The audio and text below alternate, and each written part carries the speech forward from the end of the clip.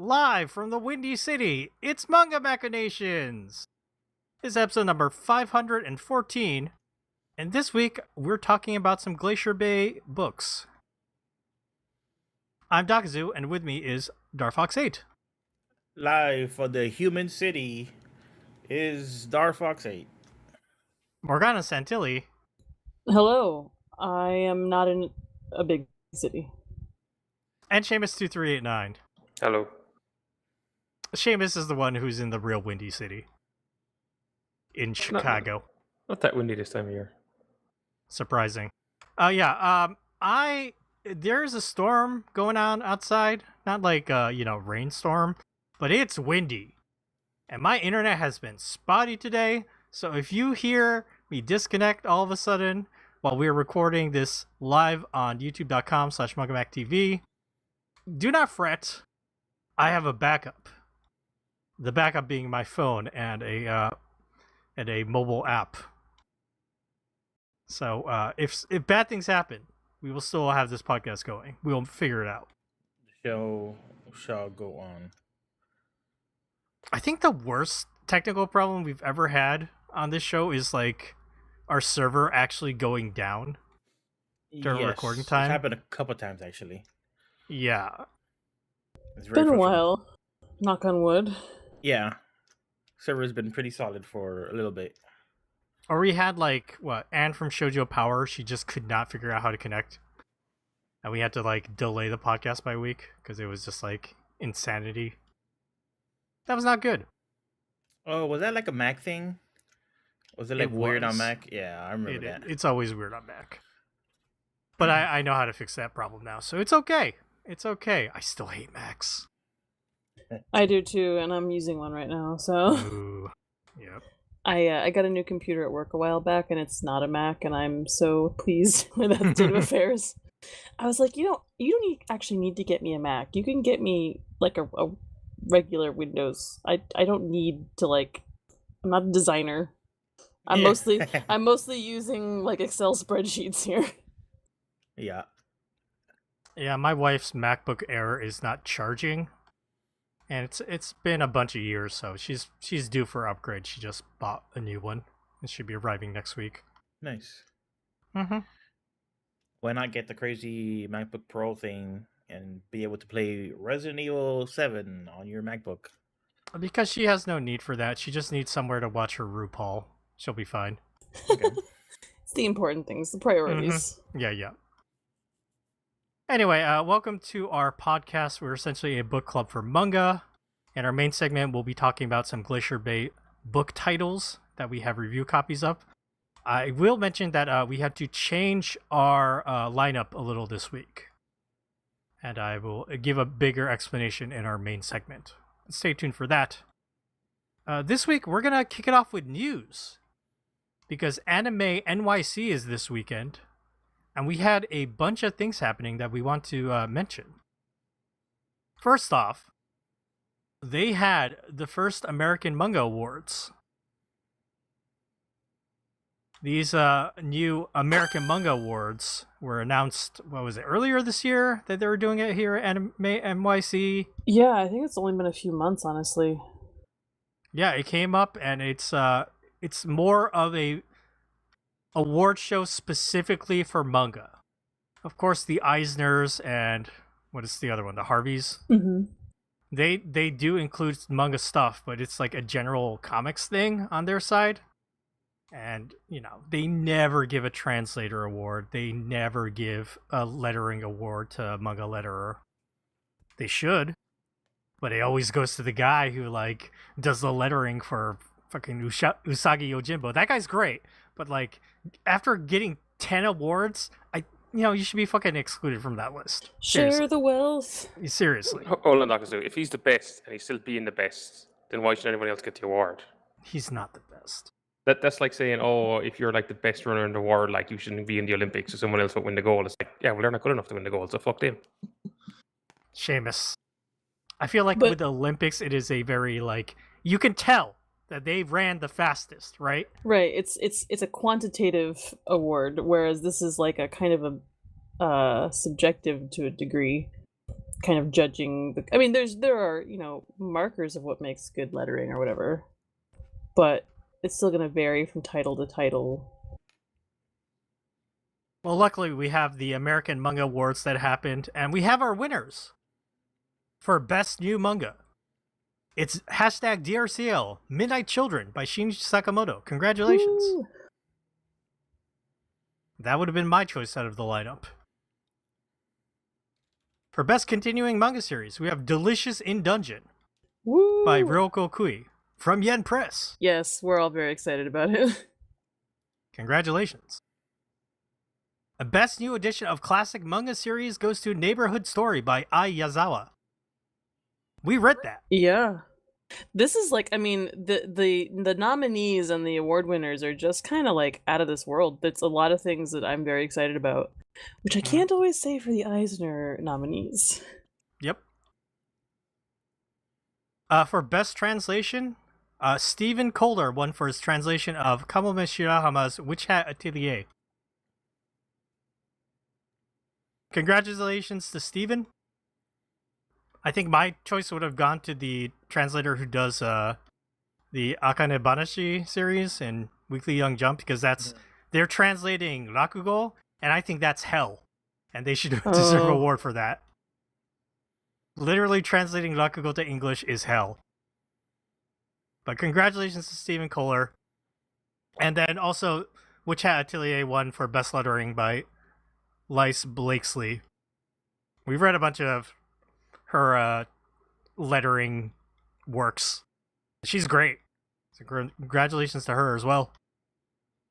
And finally, Best Publication Design goes to Adam Grano for his design on the cover of Kazuume's My Name is Shingo. That's a pretty cool book. It's a cool looking cover. Yeah, I haven't read it yet, but I do own a copy, and the text is like foil. It's like hot pink, like shiny. It's really cool. It's a good looking book. Let's see. The American Manga Awards were hosted by Matt Alt, who wrote that book that you like, Morgana. Yes, I liked it a lot. He's a very good writer and a really interesting person. And actually, guest on the podcast presented the lettering award. Sarah Lindsley. Woo, Sarah! Yep. So yeah, in general, it sounds like the American Manga Awards was great. And they got to feature and honor a lot of manga that is overlooked at the other comics award shows. So good for them. I hope they continue and do it next year as well. And hopefully they will, we'll see if they keep awarding the same people or if they will actually award different people. Knowing who kind of got the ball rolling on this, and knowing that Deb Aoki is involved, I don't think she's gonna let it be like the Junji Ito trap of the Eisners. Eisners, yeah. Yeah. Yes, but congratulations to all the winners. And yeah, besides the American Manga Awards, we also had some amazing announcements for new book titles. Oh, what happened to my tab that had these amazing announcements? Oh.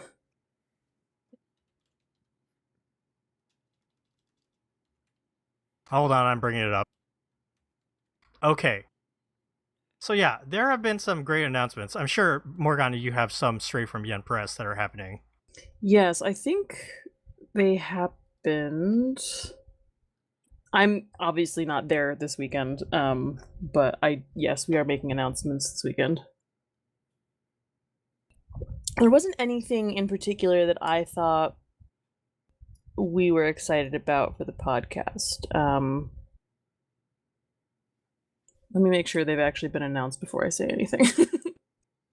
Always a good thing to check. While you look at those, I will announce the things that we should be excited for on this podcast. Pet Shop of Horrors Collector's Edition coming from 7 Seas Entertainment. Morgana, the hits just keep coming for you. I'm so excited, you guys. I own the whole series, and you better believe that I'm going to be getting this and keeping both sets.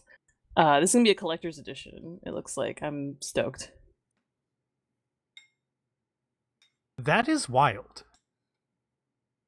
Like, how is that actually happening?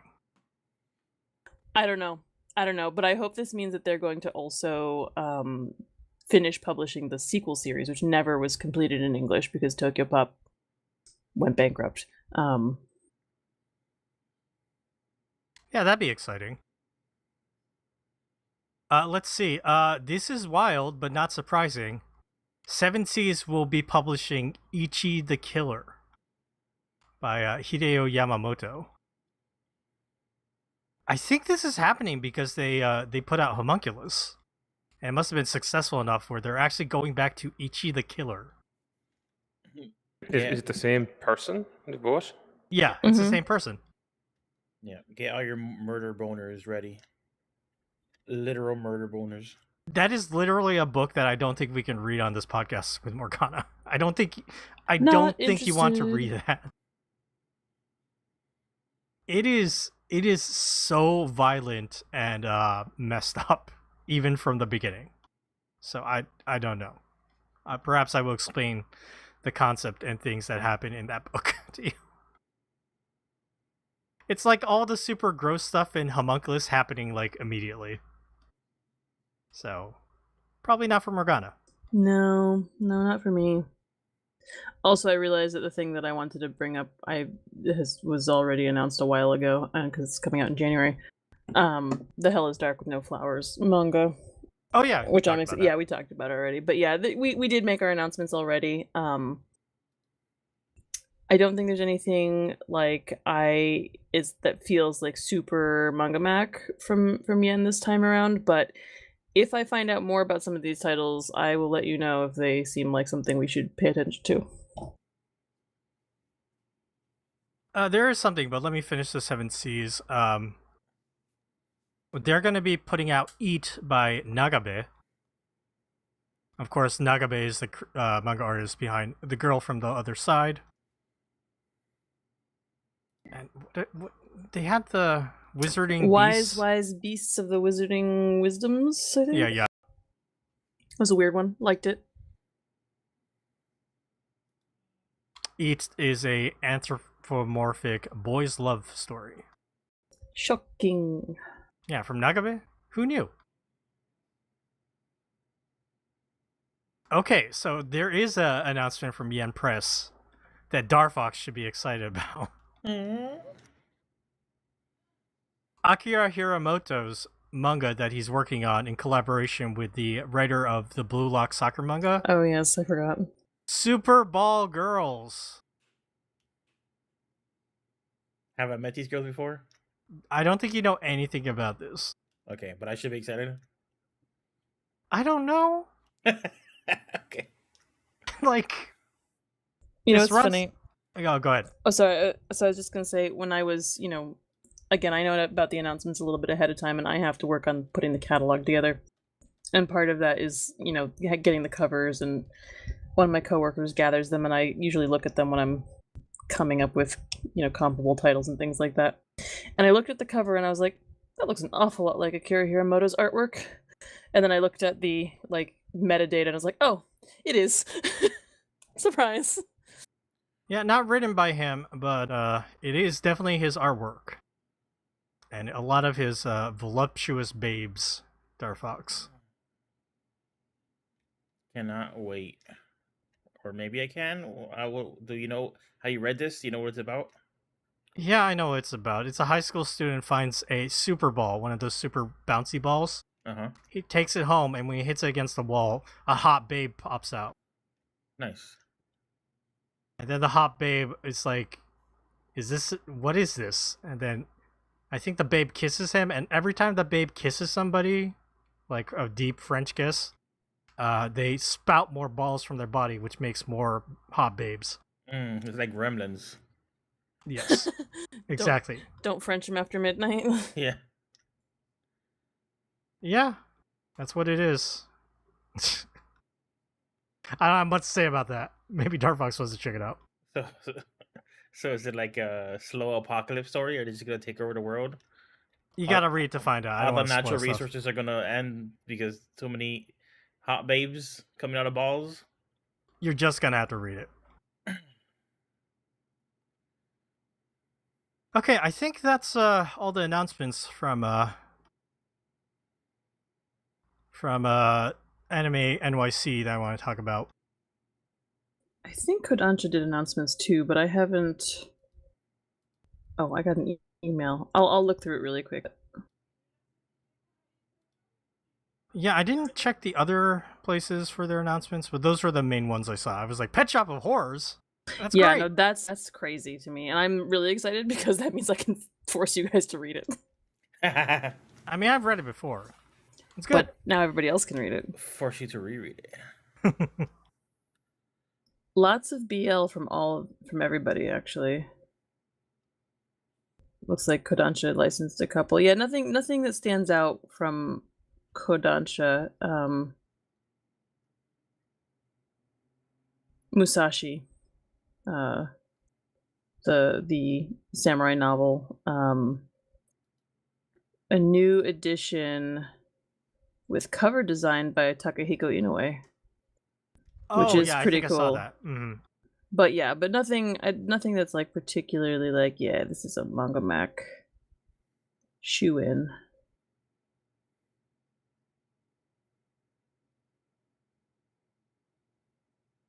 Okay, well, we'll move along from announcements. I have some sad news. Atsuko Tanaka, who is a voice actress, she's most famous for voicing Major Kusanagi from Ghost in the Shell. She passed away at age, I think, 61. Very sad. Yep. 61's very young. Yeah, was it cancer? It's always cancer. I don't think there's official news, but I think people are saying that, yeah, she was battling some kind of illness. Yeah, I mean, that age, I feel like it would have to be a serious illness or like an accident. Right. I feel like, when people die in their 80s, 90s, it's like, okay, well, they were old. At some point, you just stop. But at that age.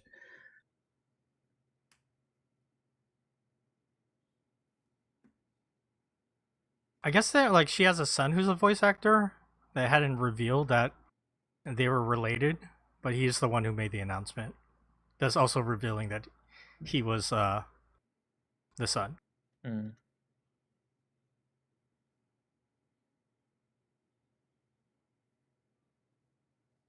Yeah, very sad. She had an iconic voice.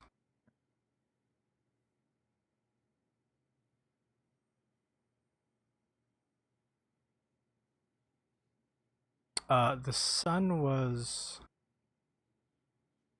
No. Sorry, I'm looking at other things. Interesting how Japan has multiple instances of sons of industry veterans just like quietly doing work without revealing the relation. I'm thinking of Paro Itagaki. Yep. I feel like it happens in Hollywood too. Like sometimes I find out that like somebody is so and so's, child or nephew or something like that. I'm like, oh, I wouldn't have guessed that.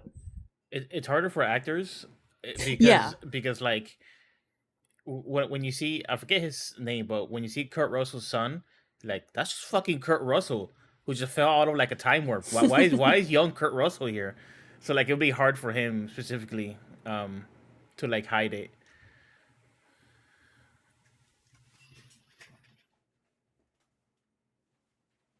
Yeah, it's just very sad. Okay, we will end our news segment. And let's get to some what you been reading next. Darfox. Me? Have you been doing any reading besides our main topic stuff?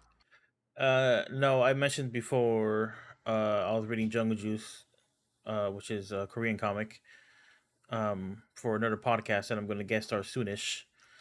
And besides, that's the only thing I've been reading. I'm reading a lot of that. and I don't want to talk too much about it because I don't want to burn cast for the other podcast I'm going to be on.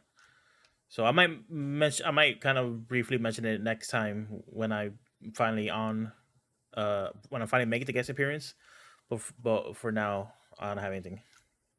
You were talking about it a lot yesterday while we were playing Elden Ring together. Spoilers! Oh my god! Only the cool kids who watch our video game streams know that. Over on twitch.tv/StarFox8. Yes, I gave Dagazu the rundown of what kind of story it is. It has a lot of like manga parallels. It's clearly very inspired by a lot of like really famous popular manga. And the battle shonen tropes, yeah. But yeah, you will discuss that over on Sojuwana Manhwa. Yep. Yeah. Sojuwana. Yeah. Okay, what about you, Morgana? No reading, but something that is comics related. Last night for movie night, we watched Teenage Mutant Ninja Turtles Mutant Mayhem. This is an animated film from last year, 2023. And I kind of approach a lot of cartoon movies, especially modern cartoon movies, with a certain amount of like, all right, well, this is what my daughter wants, I guess we'll do it. It was really good. It was really good. I've seen that one. It's kind of fantastic. Yeah, we sat down and started watching it. And my husband goes, "Look at this animation," and we're like, "This is really cool." And like, the dialogue was really good. The turtles were all played by real teenagers, and they did use a lot of like slang and stuff, but it felt really natural because they're real kids. They're talking over each other. They're horsing around. The soundtrack was banging.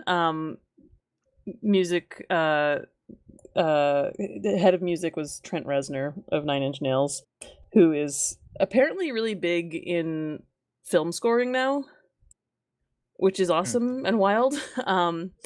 Interesting, because I really like the score because it has a lot of De La Soul and A Tribe Called Quest. Yeah. So he did a really good job of, I guess, theming the soundtrack. Yeah, no, it's really, really good. I feel like every time lately I've seen a movie where I'm like, wow, this soundtrack's awesome, I see Trent Reznor's name attached to it, which is pretty incredible. Yeah, it was really, really fun. Lots of like actors. I mean, Ice Cube was in it. He played like the main villain. It was awesome. Yeah, and also just like a good performance from him, because Yeah, it didn't just sound like Ice Cube. He was playing a character, and it was kind of a goofy character, but also menacing and kind of scary in their own way. I also really appreciate, this was a PG rated film, but they did use some like capital L language, like they said hell and damn and crap and pit. So it pissed me off. Oh no! And I was like, this is great. No, I want this. I want this, because these are not like, these are like slightly naughty words. They're not like, it's not like cussing people out. You know what I mean? And I appreciated that was like acknowledged in a way. I get really uppity when there's like lots of, I don't know, toning down, dumbing down for a young audience. Jackie Chan was in it. He plays Splinter. Yeah, and I actually think it's one of his best like alien performances ever. Yeah. Jackie Chan is famous for like, in his English performances, like they just feed him lines. He doesn't know what he's saying. They're like, this would be funny if Jackie says it. So he says something like slightly raunchy, and it gets a laugh from the audience. But like, I can't imagine they did that this time, because it really felt like he felt like a character. It just didn't feel like Jackie Chan saying cute things into a mic. It felt like this character Splinter interacting with his boys. Yeah, no, I really liked that relationship. So yeah, if you have access to Paramount Plus, I think it's also possibly on Amazon Prime, and you haven't seen this movie yet, I recommend it. It was awesome and really unexpected. The turtles are having a moment right now. Their comics are also doing very well. They've got a few recent releases that are like killing it. So I guess it's like TMNT Renaissance here in the 2020s. If you're not interested in TMNT, think of it as like the Into the Spider-Verse of Ninja Turtles. it's that kind of really kinetic, really just like eye popping animation. Just the artist that worked on this movie just went crazy, Super Saiyan. It's really well done. Yeah. It does feel just like a cast and crew just went super overdrive, and they put out this. It's really amazing work, I feel. Um, and they should be making another one, I think. Yeah. Well, I mean, spoilers, I guess, but at the end they tease the Shredder, so right. it's got to happen, right? We got to have another one. Yeah. I think there was some slight controversy because one of the boys that voiced one of the turtles, um, got caught saying like a bunch of like slurs or something. I don't know if they're replacing him or not, but Isn't he also like probably 14? Like, and that's not to say yeah. that what he did was okay, but like, he's a dumb kid. He's gonna do Yeah, dumb shit. it's definitely like weird because like there was like he was involved with a YouTuber, like there was like a drama between him and a YouTuber, so it was very much like young dumb kid stuff. So I haven't really looked into it. I wonder if like that blew over, if he issued his apologies or whatever. But yeah, like they all did a great job. Yeah, and the script was good. It was punchy. It was funny. There were so many jokes that like my husband and I were, laughing. My daughter just like staring at the screen, has no idea. She enjoyed it very much, and she was talking about Ninja Turtles afterward. But like, she's 4. I'm 34 and remember the Turtles from when I was her age. So Very nice, Morgana. Anything else? nope, not this time around. Okay, what about you, Seamus? Anything? None for me. Okay. Let's see.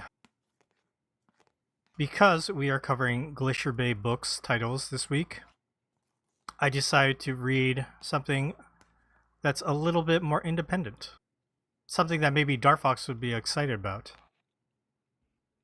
I read a manga called Ie Meguri, or Visiting Houses, by Daisuke Neruno, or Neruno Daisuke, which means I love sleeping. Same. Darfox, you will recognize this person from Glaeolia 1 and 2. Remember the mangas about cat people? Yes. Same person. And so, there's a white cat person who goes to a real estate agent, which is a black cat person. And in this manga, this single volume release, they go visit different houses so he can find like a house to live in. And it's 8 chapters, so 8 different houses. And I really wish we could take a look at like some of like the different houses we have here, because at the beginning they start at a house that looks normal, but once you step inside, things get weird.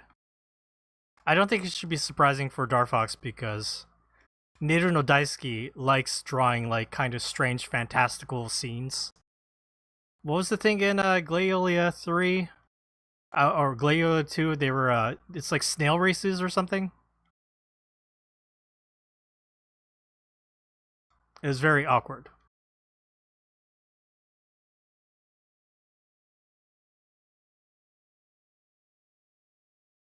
In, what's interesting about this manga is the first house they go to, very strange. Normal on the outside, strange on the inside, right? The second house they go to is, it's a tree. They enter from a tree and they go down. It's like a, you know how like they have those ant farms?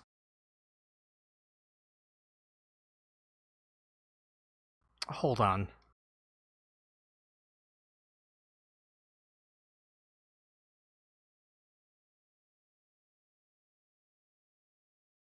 Hello? Yo. Okay, Dar is muted. Oh, that's my bad. Okay, sorry about that. I thought there were technical issues. Star was just muted. I was like, is my internet cutting out? Okay, sorry. I was explaining how the second house they go to, they enter from a tree, and then they have like those. They have those ant farms where it's like a thin slab, so you can see inside like the different corridors that the ants make, Mm-hmm. and that's how like the pages are presented. Morgana, they're traveling through these thin tunnels to these different rooms as they're explaining. Oh, this is storage unit, and then they come across like, oh, we found some weird relics here, and we don't know what they are, but we just kind of leave them. And so the second house has a completely different like perspective on how you're looking at it, right? And then you get to the third house, and the third house is presented from an overhead top-down view. Imagine you're playing like an old Legend of Zelda game. The 2D versions, that's like the overworld. And so it almost looks like a dungeon from Legend of Zelda, where like, oh, what are these? It's like, oh, these are all automated machines and like traps for like people coming in, and they're like, what is that? And it looks like a Legend of Zelda boss, and it's like, oh, that's just the room cleaner. But it looks like a giant like creature that's like moving across and cleaning stuff. And like it's just, this is just very unique and creative with all the different houses represented in different things. One house is a submarine that it actually travels into the ocean for like most of the month, where they process like sea creatures and like make like food out of them. So the people, and it's a share house. The people living there are actually like fishermen who like work to capture stuff. Or one house is what was it? Oh, it's just like the inside of a whale, and it's a beached whale that is still alive. And then the job, you there's a house inside, and you get to live there for free. But every day you're asked to go around for 30 minutes and kill about 100 of like parasites that live inside, and they're all these weird creatures. And the final house is like, it changes from black and white to all color. And this last house is like a psychedelic commune where like they're like weird psychedelic mushrooms, and they eat some, and then like the art goes crazy. It becomes very, very weird. And I was just reading through this being like, this is so charming and fun and so creative. And would this sell well? Probably not well. But that's why it's definitely like an alternative manga, underground manga. It is available on Bookwalker, which is where I got it, but it's fascinating. I like that. On the screen right now, you're watching like a pretty weird house, but this is just like the first house, and it gets like way weirder. Yeah, it's great. Yeah, I love this art. I love the cat people and the juxtaposition of their like very simple character to like the detail in this weird house. Yes, yeah, that's what the author does really well. Also, like another distinctive thing about them is the way their mouth is like in the corner of the mouth. It always looks like they're smirking or something, but it's just, they always draw their cat people like that, which is another like very distinctive thing.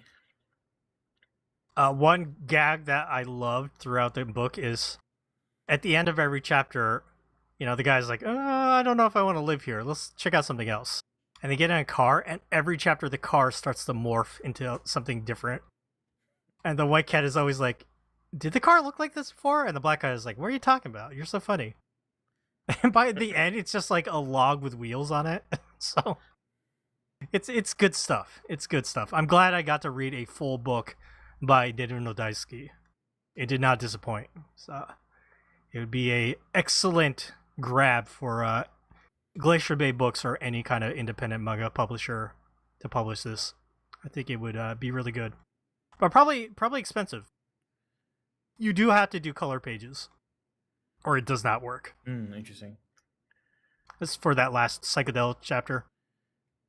I think Neruno Daisuke draws manga when he's awake or when he's sleeping. I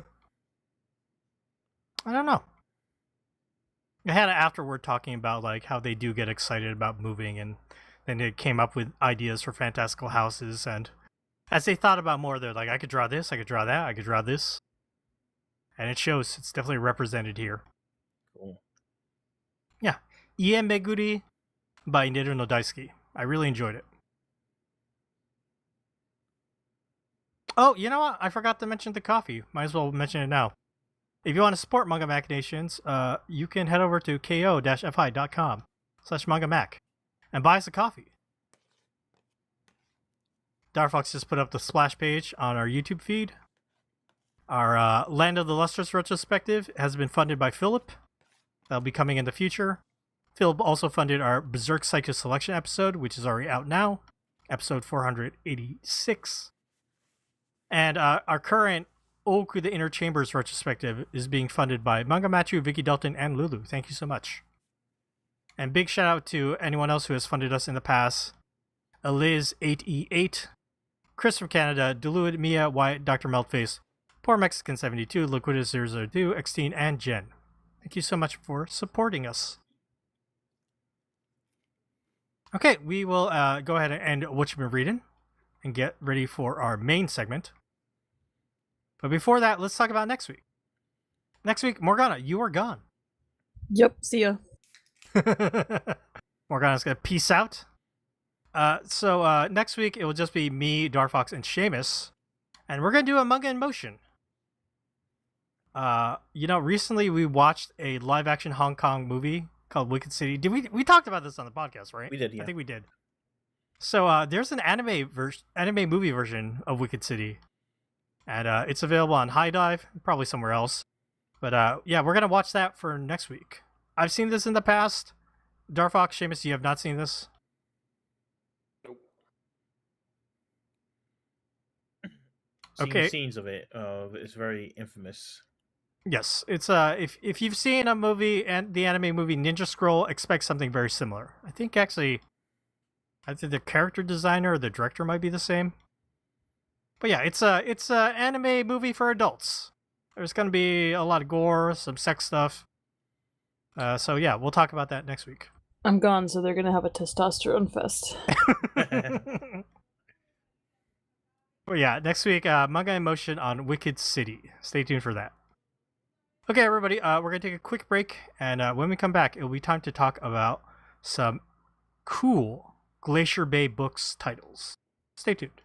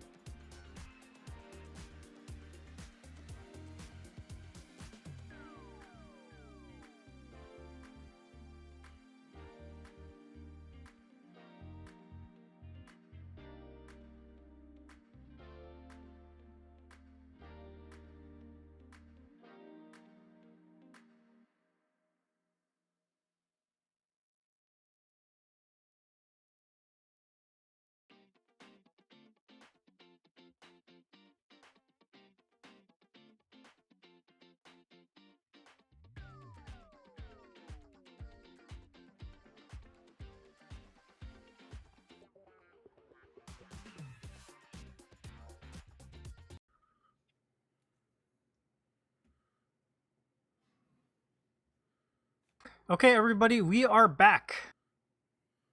We're going to be talking about 2 Glacier Bay book titles.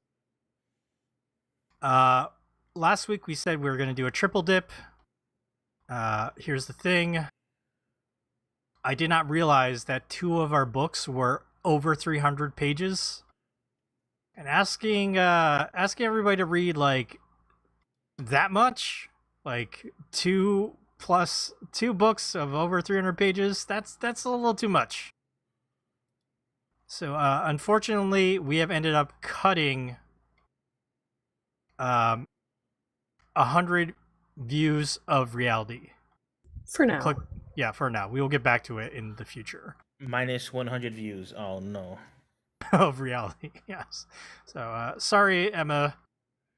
We will definitely get to that in the future. But yeah, for this week, we decided just to talk about The Other Side of the Clouds, Volume 1. And what is the title of this? And The Strange and Funky Happenings One Day. But to make it up to Emma and the people over at Glacier Bay Books, I would like to quickly let everybody know they have a Kickstarter campaign going for 3 new book titles. One of them being Arata Imai's F, which we talked about on this podcast. But also Arata Imai's new manga Flashpoint, which is about viral conspiracy theories and the assassination of former Prime Minister of Japan, Abe Shinzo. Something that we just talked about off air. Yeah, we were just talking about that. Yeah. Along with it, sorry, go ahead. Well, sorry, I was gonna say, since we're in a shout out mood, if you wanna get hyped for that, YouTuber Uchu Shelf conducted an interview with Imai Arata. Yes. And were you gonna mention that? Sorry. No, I was gonna mention the 3rd book of this Kickstarter campaign. Oh, okay. Which is Andrew White's Spring Tides, a poetic comic. It's a nice Imai Arata sandwich. Yes. And while you're at it, go check out Uchu Shelf's interview of Arata Imai. Interesting seeing him talk about manga. Mm-hmm. Very much. I'm excited to read Flashpoint. Hopefully we will get to read that in the future. Mm-hmm. But yes, now that we got that out of the way, so essentially this is a one-shot, but we're talking about 2 different books. We'll probably label this episode as a one-shot. And we have The Other Side of the Clouds and The Strange and Funky Happenings One Day. Seamus, I'm going to let you pick. Which one of these 2 books shall we talk about first? The Other Side of the Clouds, Volume 1, turns out. The 2nd volume I saw. All right, yep. This is, we'll talk about Volume 1 of The Other Side of the Clouds, a manga by Yoru no Hitsujigumo.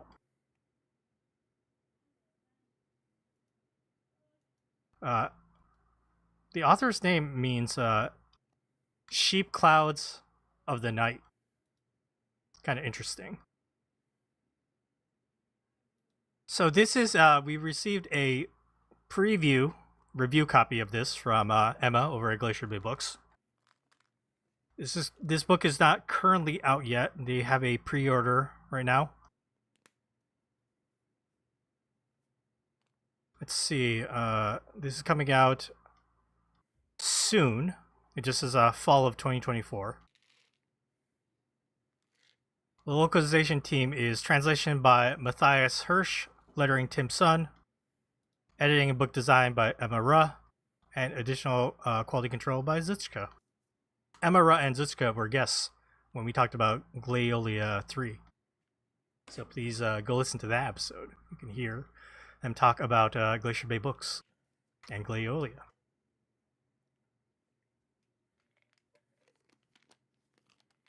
Well, let's see. Let me read the copy over on the Glacier Bay Books website about The Other Side of the Clouds. A young girl moves to the seaside town of Kumogauda. Wandering under dazzling sun and ever-changing stars, she searches for meaning in an item from her past. The Other Side of the Clouds is a record of those hazy, dreamlike days in the mysterious little town by the sea. An atmospheric snapshot into the casual youth, a blossoming friendship, and the desire to travel.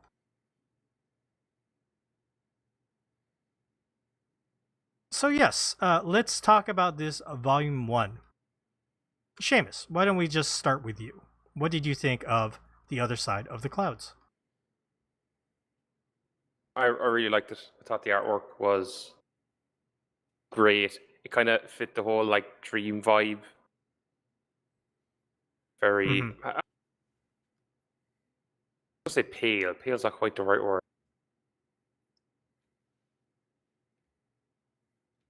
I think I know what you're talking about. The ink work? Like diffuse. Yeah, like it's not like really sharp ink work. It's kind of like It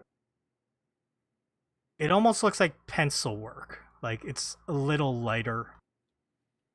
And it kind of blends in with all like the screen tone and the shading. Exactly, yeah, that's it.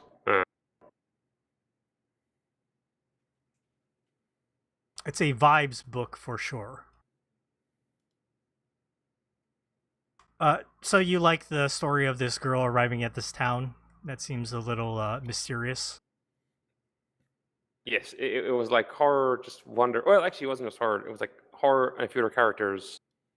She got a bit of backstory. We're just kind of like wandering around. It's like going to the observatory or like, you know, shooting off fireworks, going to the beach. But it all just like looked like just incredible. Excellent. That's excellent praise from Seamus. Nice. We'll turn to Darfox next. Darfox, what did you think of The Other Side of the Clouds? I liked it as well. I think one thing about the art, one of the prevailing kind of feelings I had, and this is very nebulous. I'm not going to be saying an art technique or anything here, but the way that there was kind of like noise on almost every single image, it always felt like, you know, when there's light coming through the window and you could see the dust floating in the air. That was like the prevailing kind of like image and vibe I had while The haze. while reading this book. Almost every page felt like it had like something like that in the atmosphere, in the environment.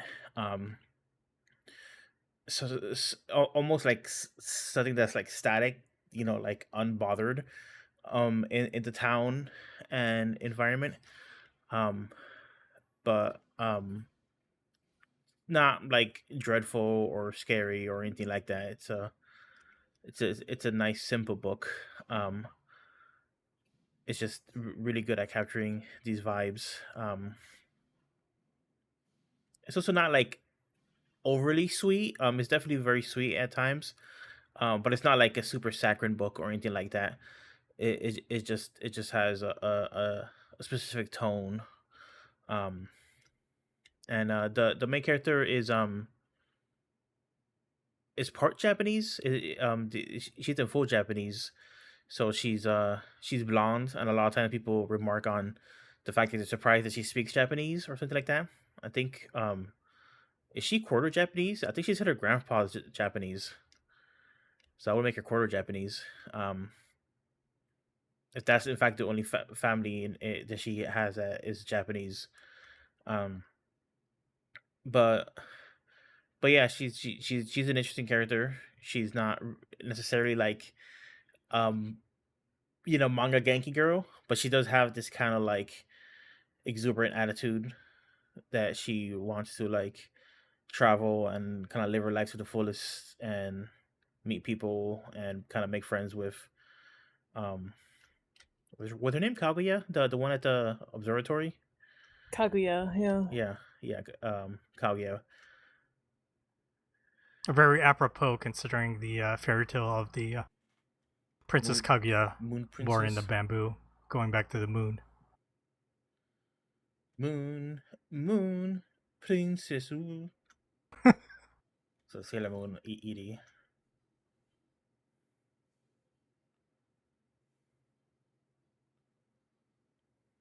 Okay, let's move along to Morgana then. Yeah, I agree with both Darfox and Seamus, especially about the art. It was really very lovely. I will say, before I realized that this was the first in a series, I was concerned that we wouldn't wrap up these, like, this kind of mystery as to why our protagonist has come to this town and what's going on with, like, those two characters who are doppelgangers. Not twins, surprisingly. Not twins. It seems that there's kind of a, like, there's a, you know, I had the sense at first that this was just like a not straightforward, but this was a book set in, you know, modern Japan, whatever. But there is almost a kind of magical realism quality to it that isn't, like, fully pursued in this first volume that I'm very curious about. So yeah, that I'm intrigued to read more. When I was reading it and I thought that it was just going to be one volume, I was like, I don't know if I like this. I don't know if it's going to tie up what I want it to. And I'm okay with a little bit of mystery and a little bit of nebulousness, but I'm glad to see that there's more of it. I'm very curious to see what else is going to go on here. I think like the opening is like she goes through a tunnel and wakes up, kind of immediately, and like, okay, what is this even? Yeah. How real is what's happening here? Yeah, and there's definitely a dreaminess too, which kind of lends to that, like that magical realism I was talking about. So I'm really curious. I love Darfox has on the screen now some of the, like, scenes from the observatory. I really like that. I kind of like the friendship between Mayowa, what was her name? It was like an odd name, the main character. Her name has like we read the English, so I don't know, but Mayowa has Mayo in it, which is the Japanese kanji word for lost or wandering. So that may be a factor. I like her kind of relationship with Kaguya. I definitely have some, like, I'm getting a little bit of, like, Yuri Moe vibes from this, which is not necessarily a bad thing, but is not usually the direction I'm interested in going in a book. But I don't get so, like, heavy-handed in that regard. I think you can see what you want to see there. Yeah, I was wondering if I was supposed to interpret this as romantic or not. But it might just be up to interpretation. I'm so glad you three like this book. This book was not for me. I want to just say that I think Yoru no Hitsujigumo, their art is very lovely. But something about the haze that Darfox mentioned on every page, the light strokes of the ink that kind of melt into, like, the shaders, I couldn't focus on anything. And this may have to do with that, like, I read this kind of late last night, but my eyes just started to glaze over because, like, the plot of this is, like, very, like, slow and, like, whimsical, and, like, the art is lovely, but it's, like, not very, like, I don't know, it's like, how do I describe it? It's not very clear sometimes, the way they draw, like, the town or, like, the environment. And I just couldn't focus. So I think, like, this book is great, and I bet, like, if you had a physical version of this book, it would really be awesome to look at.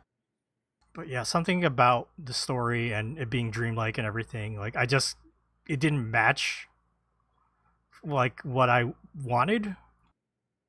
And so yeah, I just kind of, like, I ended up skimming through most of this book. I'm sorry.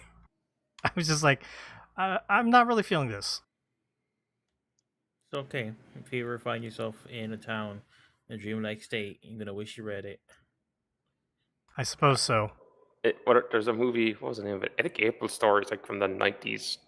This girl from somewhere in Japan goes to Tokyo, but like so much of the movie is like shot with like that diffused lighting coming through the windows. But it's only an hour long. is very much like, oh yeah, this very like kind of hazy, dream like kind of soft look to the whole thing. It was just like that combination of the art along with like the way the dialogue and like everything is presented. I don't know, maybe it was putting me to sleep, or I don't know. It's definitely a mood book. So I think it's fair if you just weren't in the mood. It's not like there's heavy plot twists in this book or anything like that. Mm-hmm. Although there is kind of, I don't remember it being mentioned anywhere prior, but in the last chapter we learned that she was very ill when she was young. She got over that, or at least I think she got over that. So there is a little bit of like character backstory, or she died and this is the afterlife. I don't know. I don't know. You gotta, like I said, I ended up skimming through most of it, so you guys have to explain all the plot to me. Yeah, I mean that's kind of odd. That's kind of all it is. It's just she met somebody when she was really young who would travel around, and they kind of influenced her, and she's like wanted to learn more about the world, or wanted to like live as most fulfilling life as she could. Um, and that's kind of all you learn about her past. So yeah, either she got better and she got to travel, or she's dead, and this book is the afterlife.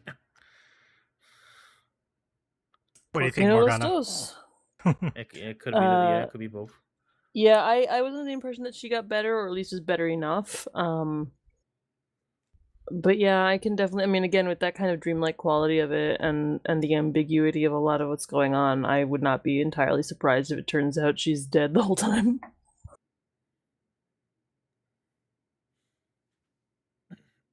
Might explain some things of why everything is mysterious in the town, and the existence of the doppelgangers. What were their names? Muku and Essie, Esche, Esche, Esche. Italian. Yeah. Mm-hmm. Fortuitous, we have Morgana here. Yeah, I wasn't 100% sure at first, but there was a helpful little footnote that said that it was the Italian word, and I was like, okay, I know where I stand on these questions then. Muku means to face, and Esche means to go out.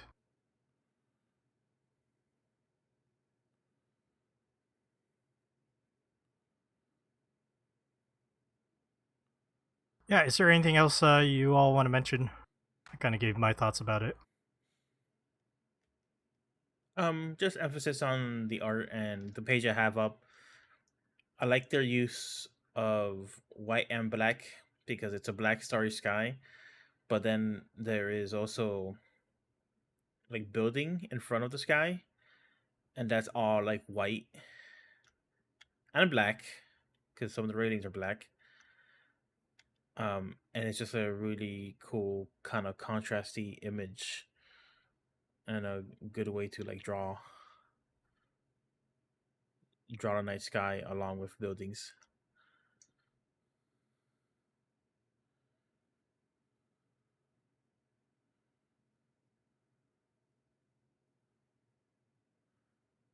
It's very nice.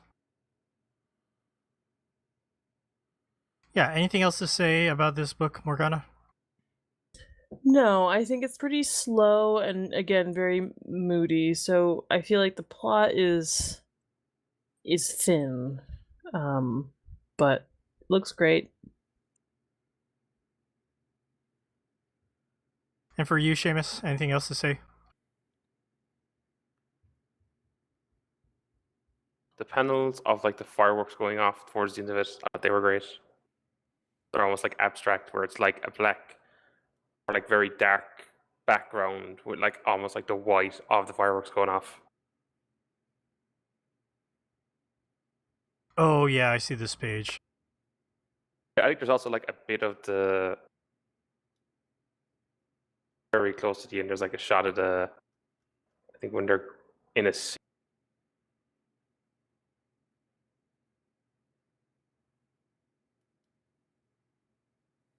Yes, there's like a shot there like on a bridge. I think it's like when she's young and they're like on a bridge looking at like a river, It almost looks like it's like nearly one of the most detailed shots. It almost looks like it's like a photograph they kind of like traced or something, but they like kind of took out like a lot of it and replaced it with like screen tone, so it kind of like fades away in the distance. I've been like, this looks great. There was some other manga we read by them. It was something in Gleori that reminded me a bit of this, but now I can't think of it off the top of my head. I'm not quite in terms of the look of it. I don't remember why, but just like the way they were kind of like depicting kind of urban areas.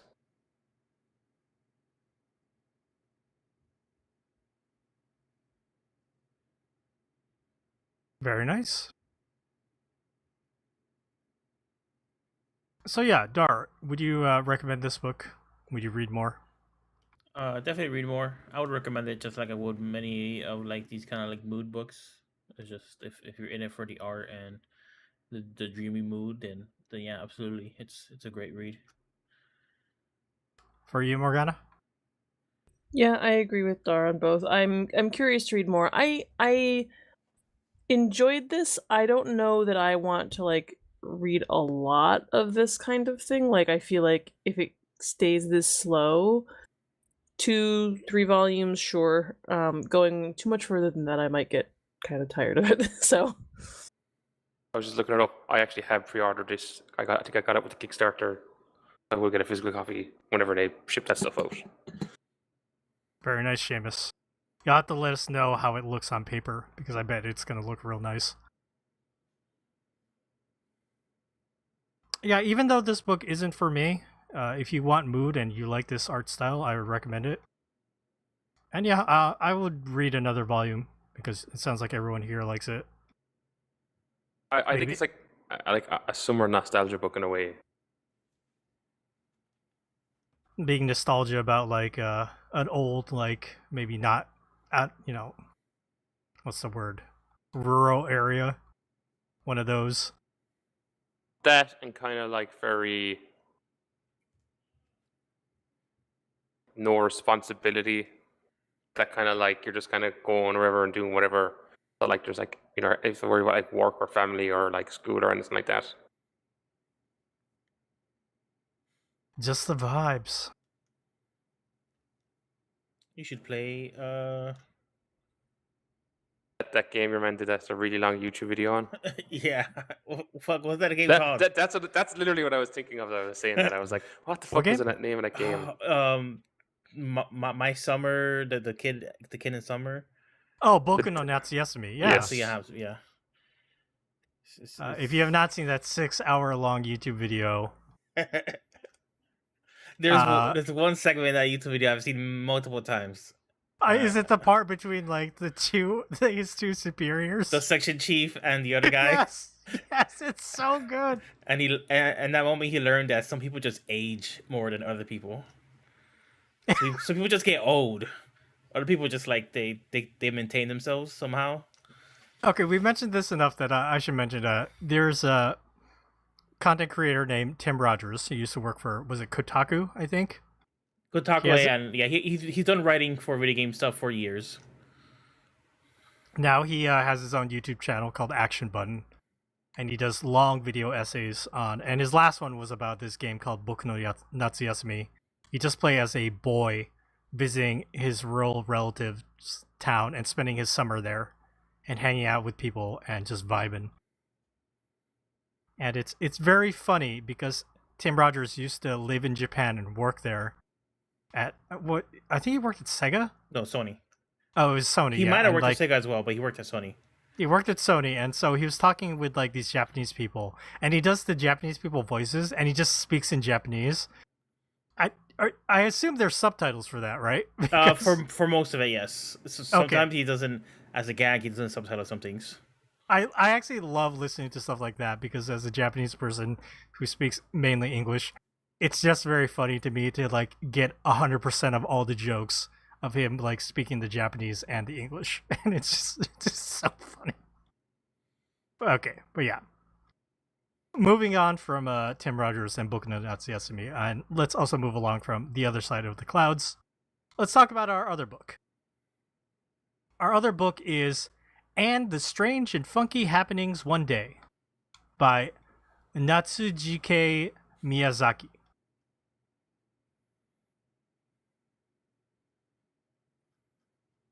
So let's see. I think there was only an Instagram post about this. It says it was planned for late 2023 print release, which obviously has not happened. But yeah, upcoming book from Glacier Bay Books.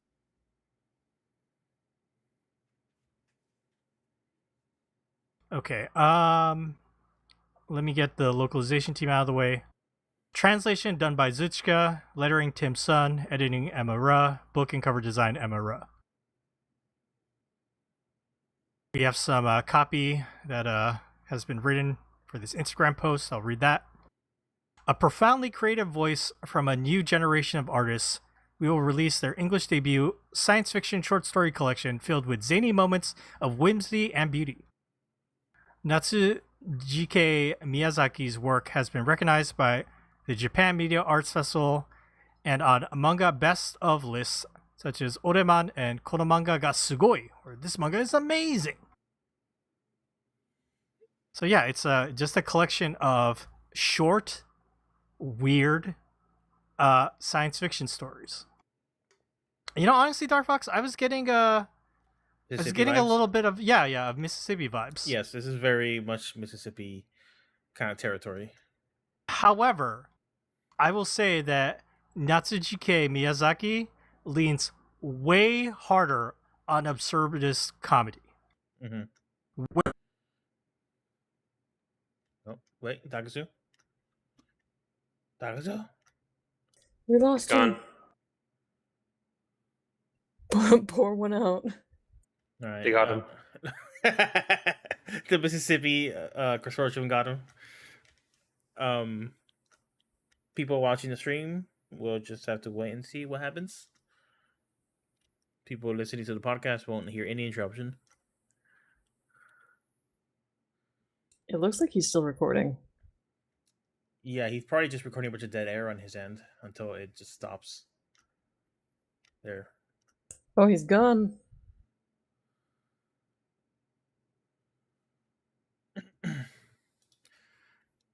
So I bought that Tim Rogers video, Morgana. It sounded fun. Yeah, so in that segment, he has the section chief, and then another coworker he had, and they both are the same age, and he was shocked to know this because the coworker has like a pompadour, and he collects a bunch of guitars, and his wife is like in a jazz fusion band. So when they're gonna go hang out to work, like, no, I can't. My wife is playing a gig, and he's like, this is like the coolest guy ever. And meanwhile, the section chief, like, they went to like the same high school, I think, and everything. Like they're contemporaries, but he's just like such an old guy, such an old person. And it's just like an anecdote about him kind of like realizing that like some people just age differently, age at different speeds, different. Growing older is inevitable. Aging is a choice. Yeah. And it's and part of it was that because Boku no Yachiyama Boku now I need to look up what it's called. That game is so like specifically Japanese, that like when basically his coworker, the cool guy, said you should play that game, right, section chief? And section chief was like, I don't know, like a gaijin playing that game is just kind of creepy to me, kind of like, or it's kind of like basically like talking about like this weird voyeurism or like cultural tourism, that like it's a really Japanesey game in a lot of ways, and it wouldn't or you might think it wouldn't appeal to like a non-Japanese person. So like I think he also brought up that anecdote partly to just explain how kind of entrenched it is in kind of Japanese ideas, and maybe why it was never actually brought over to the States, because it's a game that was never translated in English and brought over. Interesting. So only people who can read Japanese and could import it ever played it. So it's a pretty niche game, but it's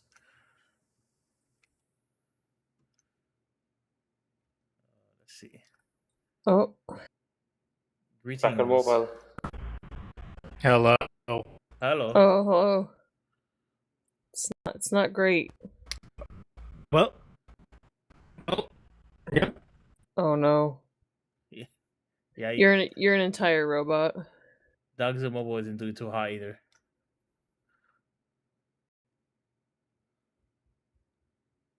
Has the weather gotten worse near you?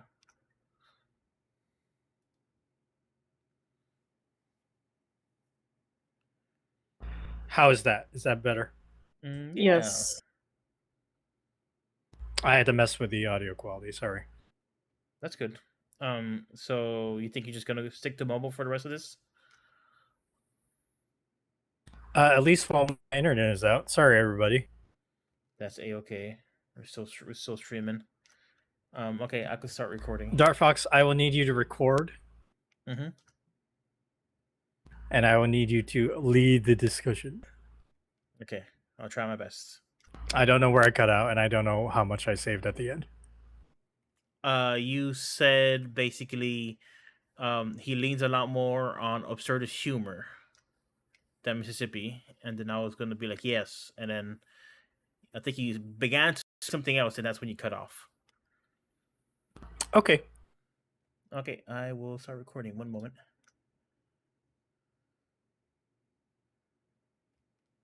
And start though.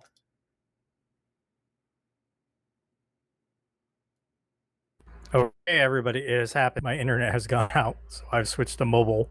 Sorry about the change in mic quality. But yes, let's start talking about And the Strange and Fucking Happenings One Day. And we'll start with Morgana. I fucking love this.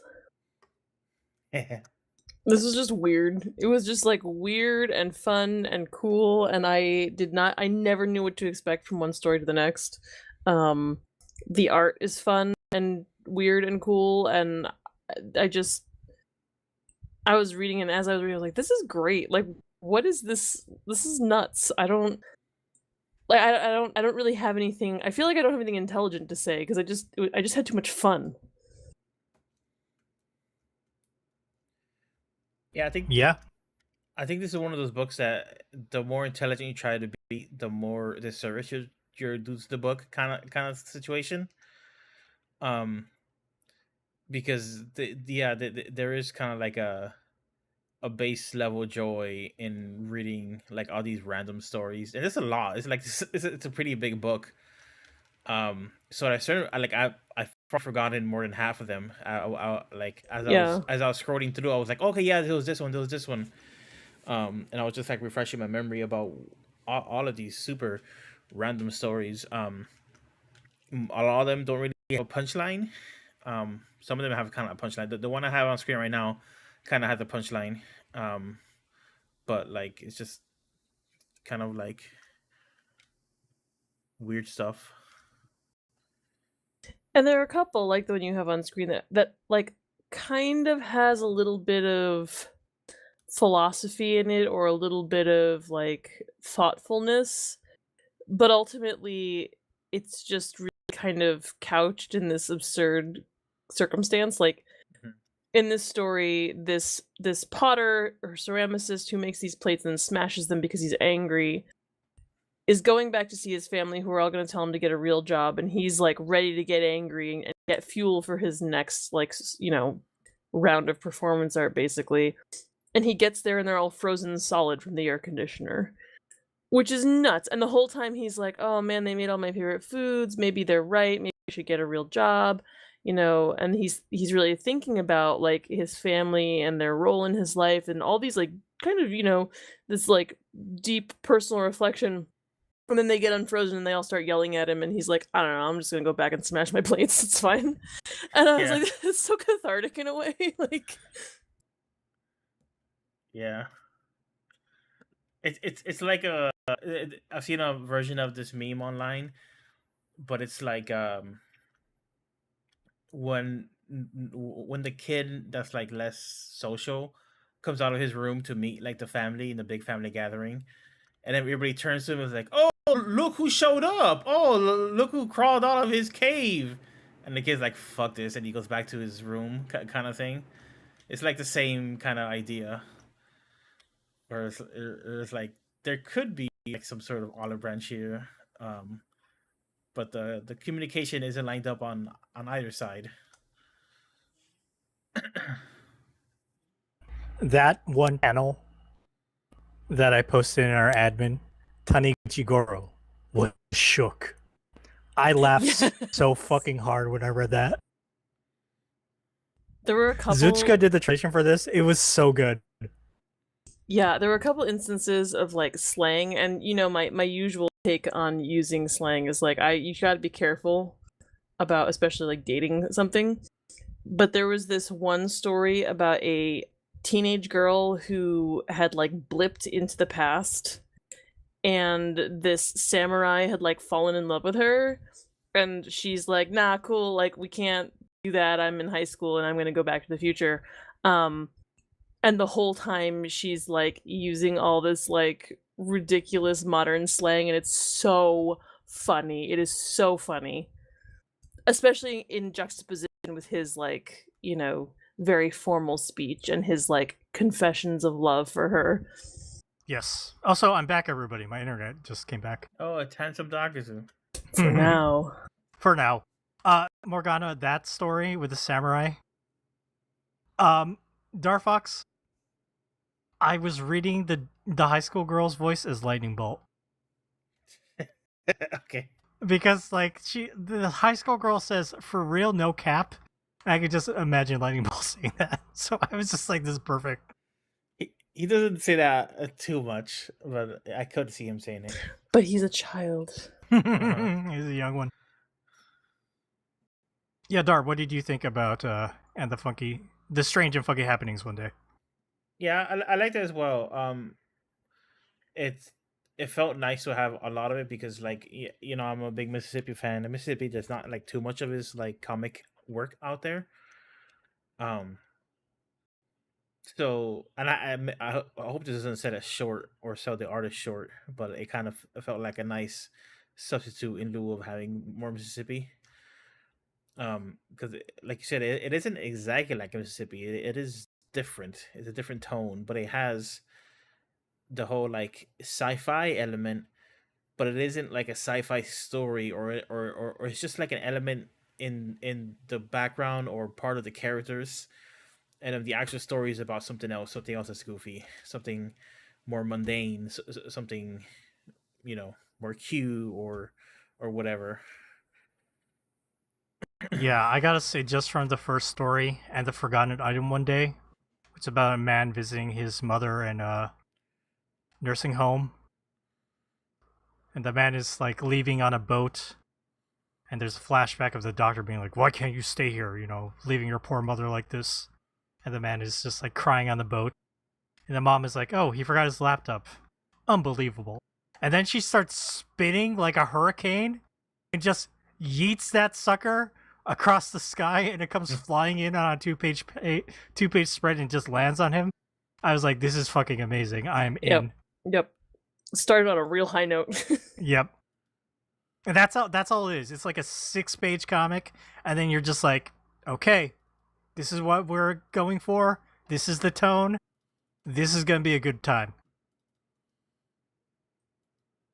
And I gotta say, Natsuji Miyazaki, his artwork is not what I would call like the most detailed work, but it almost feels like they're doing it on purpose. Yeah, I think so. And it has character. It has so much character.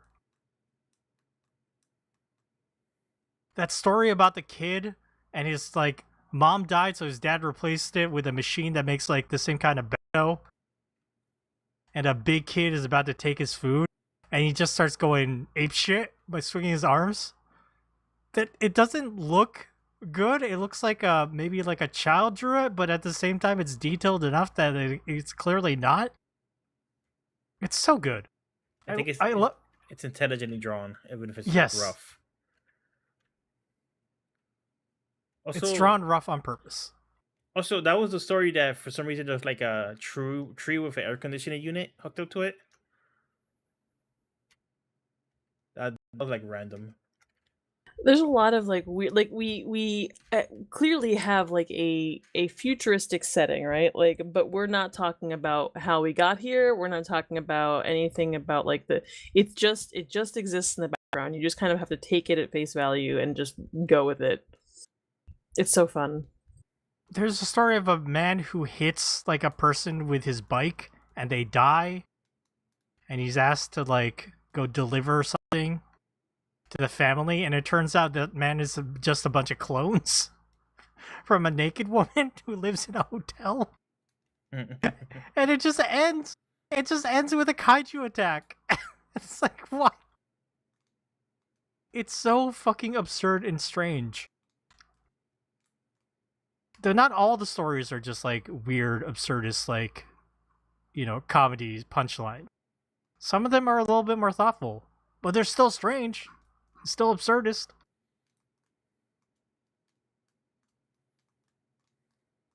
Seamus, we haven't heard from you yet. What did you think of this book? I liked it, but I think I don't know. I'm not that big a fan of this kind of like absurdist kind of stuff. To a certain extent, then I'm kind of like, okay, I get it. Like, oh, do something interesting with the idea, more interesting. Which all them being like 6 pages, it was kind of like, you know, you kind of got the gag or two, and then you're on to the next one. Taking fewer of them, but like playing them out a bit more. But like that, but also make for like very different tone and all that. Yeah, I feel like for the absurdist humor and these punchlines, it works a little better that they're short. Don't overstay your welcome. Present a strange idea. Present a even stranger ending. And just move on to the next. A shotgun blast of strangeness. And a lot of weird references. Yeah, did you guys catch the very last story, the reference at the very end, like the last page? I was really surprised by it. I don't know if you picked up on it. I know. What was it? I don't recall. It was The Little Prince. Mm-hmm. That book is very famous in Japan. Yeah. I haven't read it in years and years. But I was like, wait a second. That looks familiar. Yeah, that prince on the moon with the flower, that's the Little Prince. Nope, over my head. You got the Dragon Ball reference. Read though. a book. I did get the Dragon Ball reference. Yeah, that one was pretty good. I also got the Sasuke reference.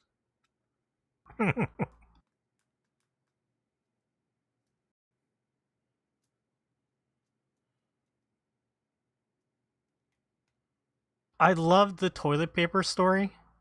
It's called And Shopping One Day. It's so fucking weird. This woman is in a post-apocalypse and she gets toilet paper and brings it back to a creature, which is just like a column in the middle of the sand. Looks like a penis. It really does look like a penis. Or a squid, or both. And it's just like, why did you get this double ply floral bouquet fragrance toilet paper? We decided on single ply non-scented for your derriere. And then she also has like mushroom cream soup instead of the tomato soup. And the reason is because they were going to die on the same day. But having the nice toilet paper extended her lifespan, so they couldn't pass out together. And this was all a dream that this woman had. And she was explaining this dream to have an argument with her husband, who does look like the penis, but is a human. Because she wanted the fluffy double ply toilet paper in real life.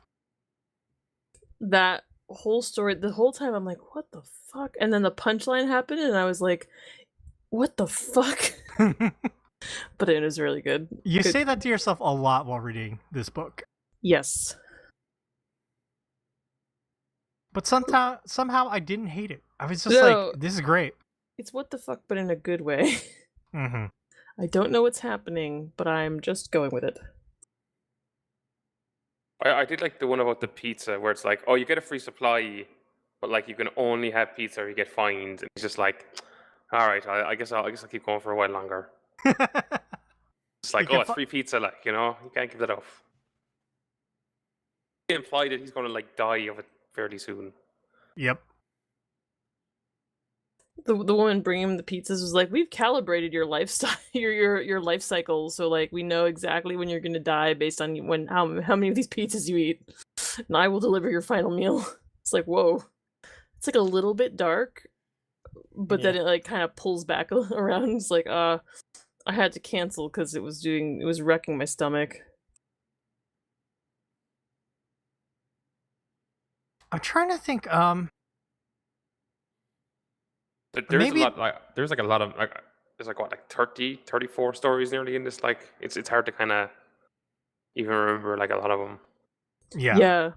Well, there's the one story about the boy who had holes for pupils, and earlier today I was thinking about the story. I was like, where did I hear about this story about like a kid with holes for eyes? And I was like, oh right, I read it in this damn book. Like, but it was like it felt like such a long time ago that I read it because it was closer to the middle of the book. Like,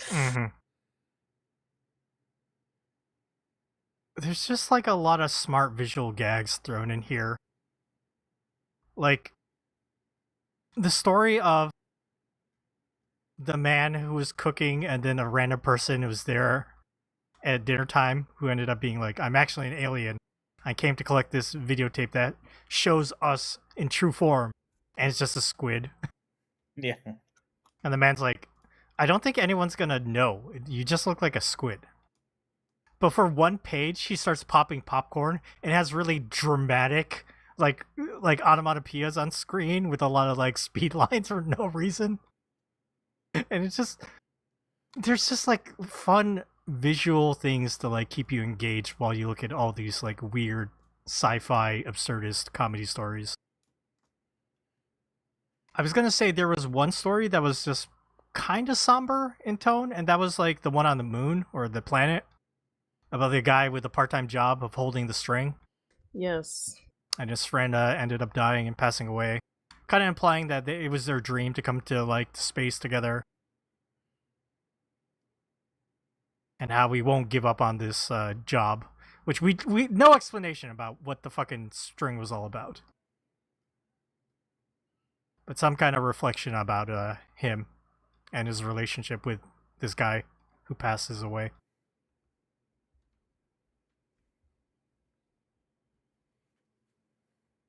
I like the one. I like a lot of them, but I like the one where the girl goes to get a paint job. She wants it blue like the ocean, and then she's driving the loaner car, which is like this weird color.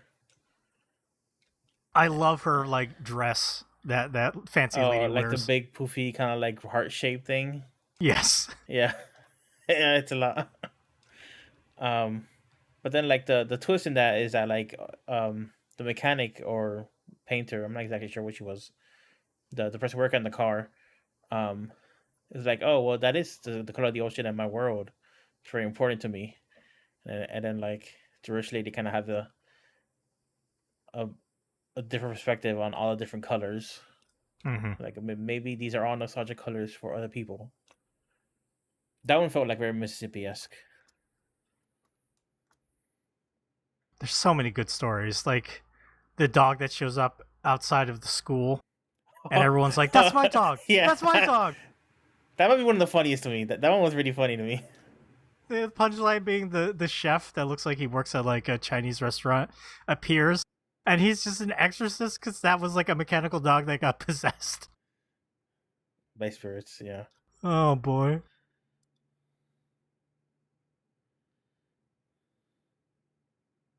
There was also the kid with the weird thing sticking out of his pocket that kept shoplifting pantyhose. And the punchline was he turns invisible at night. And that's why he takes the pantyhose to wear them so he can still have some form. So weird. I mean, speaking of weird, what about the hero that gets swallowed by a beast and turned into a stone? Oh yeah, that one was like I don't even know. I was like, what is happening? I think not. That's a Dreams of the Red Chamber reference because the main character in that is a stone who becomes a human. Oh wow. I was just thinking Natsuhiko Miyazaki was like, man, I'm hungry for Chikuwa. Oh, what if I made this story that ends with a hero describe to this monster, hey, you look like a Chikuwa, and Chikuwa's really good.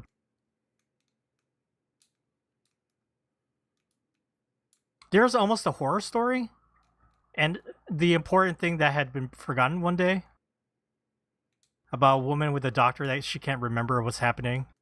She's like, why is this red underwear here? Why are these marks on my back? I don't know. And it turns out she's like a robot or something. Like he flips a switch on her back and she's like Superwoman. Just a bunch of weird, absurd, crazy shit that's just entertaining. Just endlessly entertaining. It's just like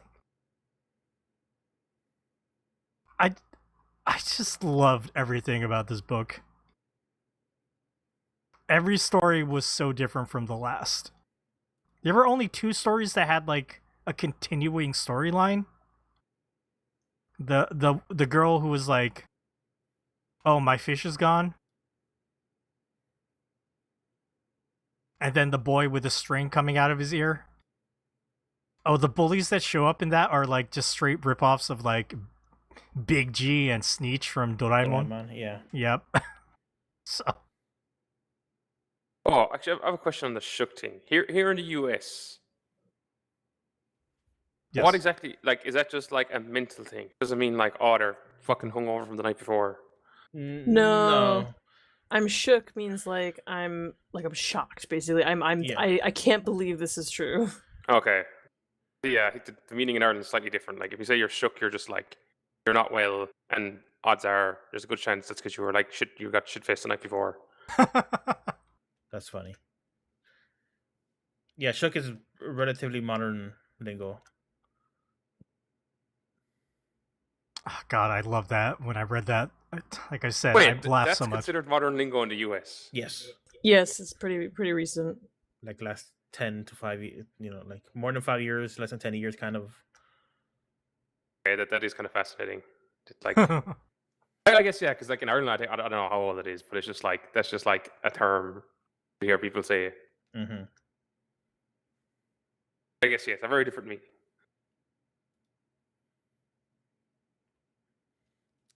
Was there a pun with the Dragon Ball one with Pa and him groping her, or did he just grope her? Was it like, is this Pa mean like boob or pat or something? No. But there was the pun where they're looking out into the distance at the pachinko sign, and then the pa is gone, and it just says chinko, which means dick. Okay. Oh, I remember the translation thing where I was clapping. It was the squid one. Where it ends with like the sister comes home finally and they turn on the TV and that alien is like in a parade and says, oh, I decided to go as who we are and let it all hang out. And the reporter's like, haha, quite exquisite. Oh, exquisite, yeah. Exquisite, yeah. I'm sure like the Japanese was something like ikatsui. And I was just like, fucking puns, translation, fucking high five. Amazing. It's the hardest shit you gotta do. It's a nominee for the, what's this? The American Manga Awards. Yeah, there you go. Manga Machinations nominates Zuchika for And the Strange and Fucking Happenings one day. Oh, shit. Yeah, I guess, yeah, they don't allow podcasters or whatever the term. There's some catch-all term for that stuff. For the nominations, no, yeah. But we can work on it. Or look, we'll just bribe someone. It's not like they've released like statistics on the vote or anything, so we like, it's fine. Except we're literally recording a podcast describing how this is our master plan. Look, we'll just say that like someone faked the audio. They're out to get us. It's How are they going to AI. prove otherwise? Yeah, it's AI. Like, you know. It's really progressed incredibly over the last couple of years. Sure. We're like, yeah, there's 10 years of us talking. Like, of course, someone can fake our voice. Like, That's how the AI gets you, man. They got plenty for an audio footprint. Well, yeah. Is there anything else anybody else wants to mention? Any of the other stories that we haven't talked about? There are so many, but I don't know if I can coherently remember all of them. You don't remember the poop story? Poop story. It was one of the second stories. The girl with the glasses hanging out with someone else. Like when she has moved powers. the poop. That was the last of her powers. I like the ending of that one when she came across the girl, but she still was angry at her. Yep. It's very melancholic. But I Or saved you from the poop. The brother who puts protective film on everything and he puts it on his younger brother. That one's pretty funny. I love the way the younger brother looks with like the hiking backpack on his back, and the way he's standing and how his like leg proportions are a little off. It's all character. It's all character. And then he comes back and he's like buff and like covered in scars. So good. So good.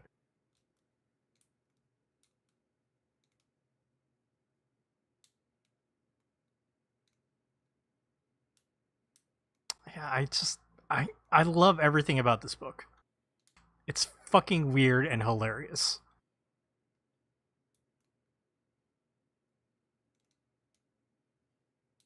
I totally recommend it. What about you, Dar? Yes, I recommend it. What about you, Morgana? Oh yes, very much so. How about you, Seamus? yeah, I still think it was worth reading.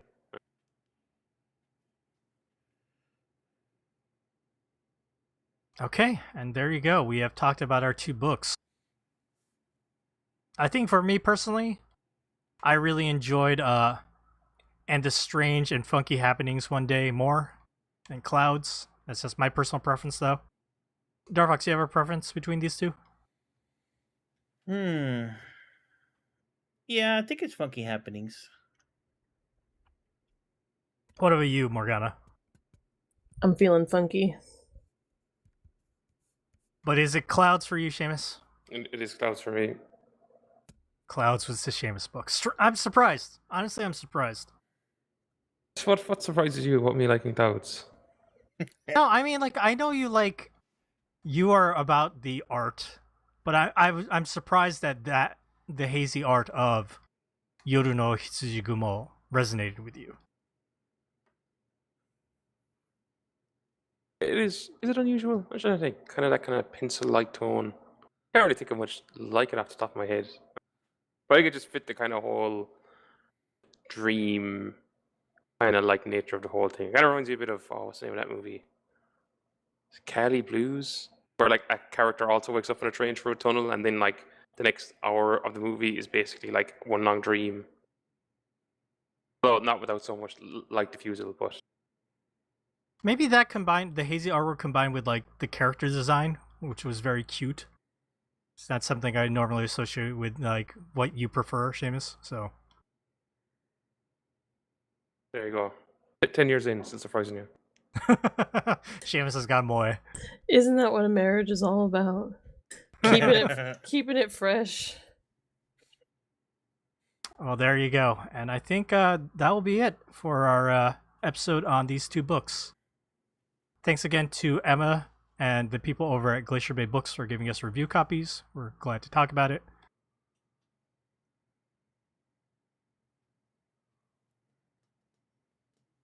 We do promise we will get to that third book some other day in the future. But for now, let us end this episode. Thank you to Darfox, Morgana, and Seamus for joining me this week. If you enjoyed Manga Machinations, make sure you subscribe to us, review us, rate us. Apple Podcasts, Spotify, wherever else you can find us. If you want to support us, buy us a coffee, head over to ko-fi.com/mangamac. And you can help support our manga projects.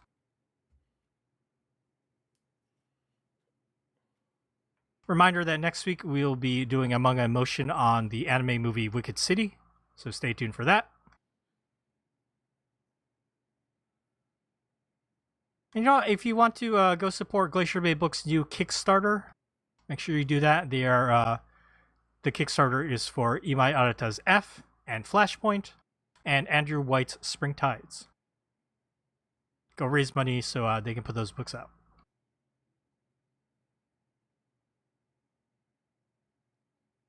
Check out our website, mangamachinations.com. Our Tumblr is mangamachinations.tumblr.com.